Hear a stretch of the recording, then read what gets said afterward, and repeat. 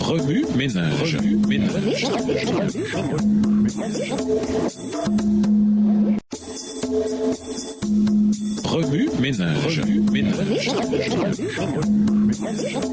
Bienvenue dans votre émission. Remue ménage. Nous voilà à la leçon 3, Jésus le Fils promis. Lisons Hébreux, le chapitre 1. Hébreux chapitre 1. Après avoir autrefois à plusieurs reprises et de plusieurs manières parlé à nos pères par les prophètes, Dieu dans ces derniers temps nous a parlé par le Fils qu'il a établi héritier de toutes choses, par lequel il a aussi créé le monde, et qui, étant le reflet de sa gloire et l'empreinte de sa personne, et soutenant toutes choses par sa parole puissante, a fait la purification des péchés, et s'est assis à la droite de la majesté divine dans les lieux très hauts, devenu d'autant supérieur aux anges qu'il a hérité d'un nom plus excellent que le leur. Car auquel des anges Dieu a-t-il jamais dit « Tu es mon fils, je t'ai engendré aujourd'hui » et encore « Je serai pour lui un père et il sera pour moi un fils ». Verset 6. Et lorsqu'il introduit de nouveau dans le monde le premier-né, il dit que tous les anges de Dieu l'adorent. De plus, il dit des anges, celui qui fait de ses anges des vents et de ses serviteurs une flamme de feu. Mais il a dit au Fils, ton trône, ô Dieu, est éternel.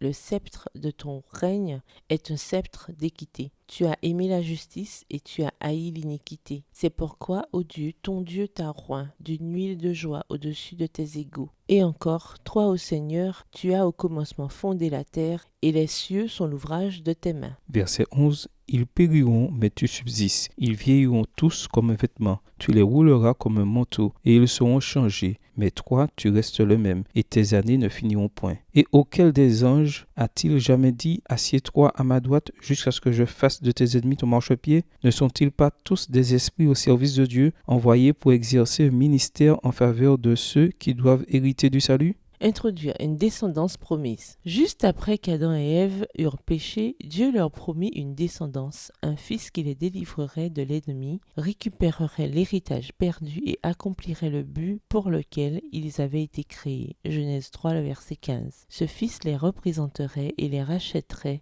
en prenant leur place et finalement en détruisant le serpent. Quand Adam et Ève entendirent la promesse pour la première fois, ils s'attendaient à ce qu'elle s'accomplisse promptement. Leur premier-né fut reçu avec joie, dans l'espoir qu'il soit le libérateur, mais l'accomplissement fut différé. Extrait du livre Jésus-Christ, chapitre 3, page 23, écrit par Ellen G. White. La promesse fut confirmée plus tard à Abraham. Dieu lui jura qu'il aurait une descendance, un fils par lequel toutes les nations de la terre seraient bénies. Genèse 22, les versets 16 à 18, Galates 3, verset 16. Et Dieu fit la même chose avec David. Il lui promit que son fils serait adopté par Dieu comme son propre fils et qu'il serait établi en tant que souverain juste sur tous les rois de la terre. 2 Samuel 7, les versets 12 à 14, Somme 89, les versets 27 à 29. Ce que ni Adam et Ève, ni Abraham, ni David n'imaginèrent probablement jamais, c'est que leur fils rédempteur serait Dieu lui-même. Remue ménage. Écrivez Hébreux 1 à partir de la version biblique de votre choix. Si vous êtes pressé, écrivez Hébreux 1, les versets 1 à 4. Vous pouvez également réécrire le passage avec vos propres mots, tracer les grandes lignes du chapitre ou en faire une carte heuristique. Au revoir. Et à demain si Dieu veut.